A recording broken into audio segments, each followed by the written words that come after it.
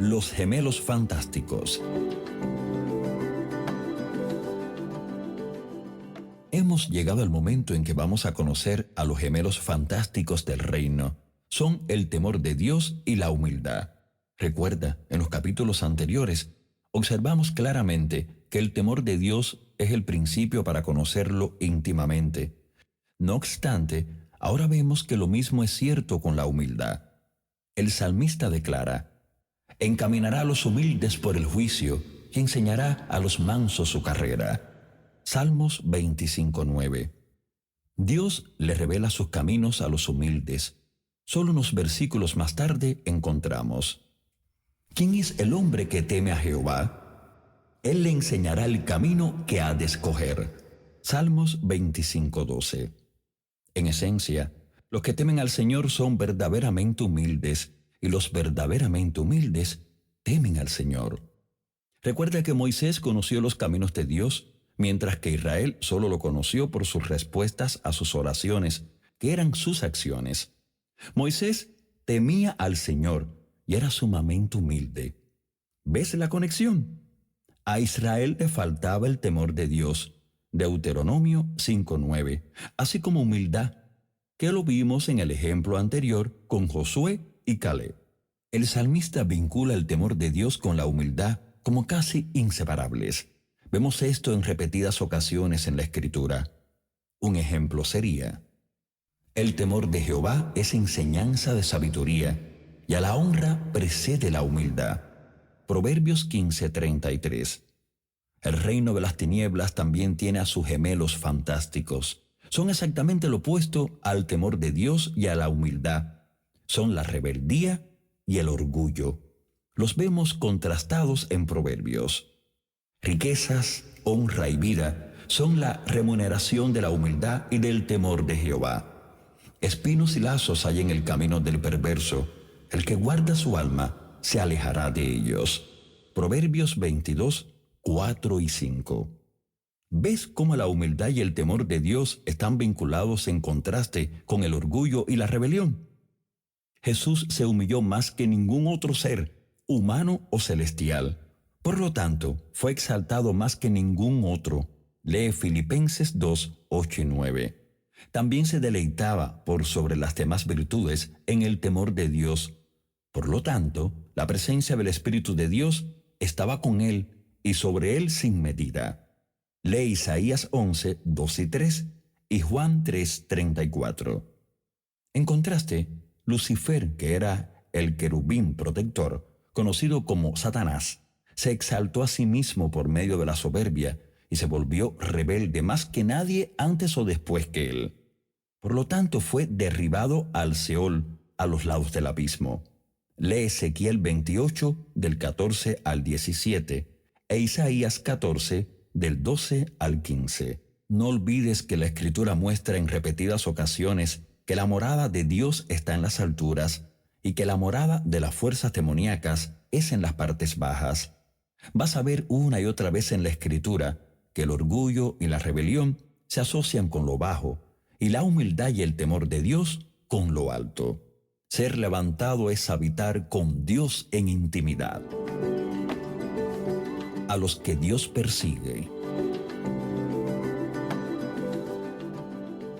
Dios resiste al soberbio y al rebelde. Santiago 4:6. Pero es atraído a los que le temen, los verdaderamente humildes. En el Nuevo Testamento había un grupo de personas sirviendo o adorando a Dios como la Escritura prescribe. Estaban trayendo sacrificios de cordero y toros, quemando incienso en el lugar santo y trayendo ofrendas de grano. Sin embargo, Dios dijo que a sus ojos sus sacrificios eran como asesinar hombres, sus ofrendas como sangre de cerdo, y su incienso, que es un tipo de alabanza y oración, como bendecir un ídolo. Luego les dijo por qué. Porque llamé y nadie respondió. Hablé y no oyeron, sino que hicieron lo malo delante de mis ojos y escogieron lo que me desagrada. Isaías 66:4. ¿Qué es lo que le desagrada? Sacrificios que no van acompañados de obediencia. Lee 1 Samuel 15:22. En otras palabras, cualquier forma de adoración carente del temor de Dios. El Señor les da duro a estos adoradores. Les quitó la confianza donde se apoyaban. ¿Puedes imaginarte la sorpresa de estas personas? Pensaban que estaban sirviéndolo y agradándolo, solo para descubrir que su adoración le era repulsiva. No obstante, por consideración a su pueblo, el Señor nunca desarraiga donde no tiene el propósito de plantar, nunca derriba donde no tiene intenciones de construir. Así que luego los alienta diciéndoles lo que le agrada. Pero miraré a aquel que es pobre y humilde de espíritu y que tiembla a mi palabra. Isaías 66:2. La palabra hebrea para miraré es nabat.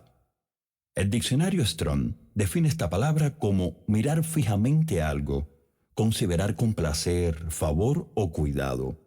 Así que en esencia, Dios está diciendo: esta es la persona que miro con placer y favor y a quien le presto atención.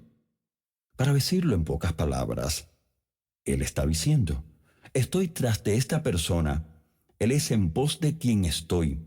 Tommy Tenney, un autor contemporáneo y maestro, tiene un libro con uno de los mejores títulos de nuestra generación: En la búsqueda de Dios. Eso describe perfectamente el corazón de los que aman a Dios. Una cosa es buscar a Dios. Sin embargo, es algo completamente distinto que Dios te busque a ti. Eso es exactamente lo que Dios está diciendo aquí. Considera a David. Dios instruye al profeta más importante de Israel, Samuel, que fuera a la casa de Isaí, incluso contra las protestas del mismo Samuel, que temía la ira de Saúl. Sin embargo, Dios le ordena que vaya, porque está buscando a uno de los hijos de Isaí.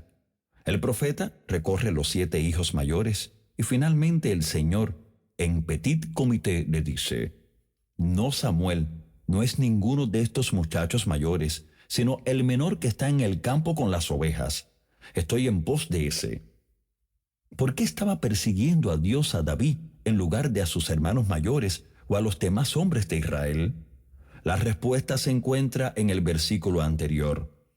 Él mira al que es pobre y humilde de espíritu y que tiembla su palabra. Los contritos de espíritu son los que se arrepienten rápidamente a causa de su compromiso con someterse a la autoridad divina. Otra versión lo registra como: me agradan los que son humildes, que se arrepienten, que temen y me obedecen. Un espíritu contrito es otra forma de verdadera humildad y temor de Dios. Así que en esencia lo que está comunicando es que Él anda en pos de los que son humildes y le temen, los que caminan en la virtud de los gemelos fantásticos del reino. Por eso se nos dice: ciertamente Él escarnecerá a los escarnecedores y a los humildes dará gracia. Proverbios 3:34. Y de nuevo: cuán grande es tu bondad que has guardado para los que te temen. En lo secreto de tu presencia los esconderás. Salmos 31, 19 y 20. Por eso es que en el Nuevo Testamento se nos dice: revestíos de humildad, Primera de Pedro 5:5, y conducíos en temor todo el tiempo de vuestra peregrinación. Primera de Pedro 1:17. Dios, el Espíritu Santo, nos está exhortando con estas palabras por medio de Pedro para que podamos entrar en dulce comunión con Él, que es la pasión de su corazón para nosotros como hijos amados. La decisión es nuestra. Dios ha pavimentado el camino para que caminemos con Él y nos ha dado su gracia para hacerlo. ¡Qué maravilloso Dios y Padre servimos! Ahora depende de nosotros si escuchamos y obedecemos su llamado a su cámara interna, donde Él se manifiesta. En los siguientes capítulos vamos a hablar de cómo lo hace en realidad.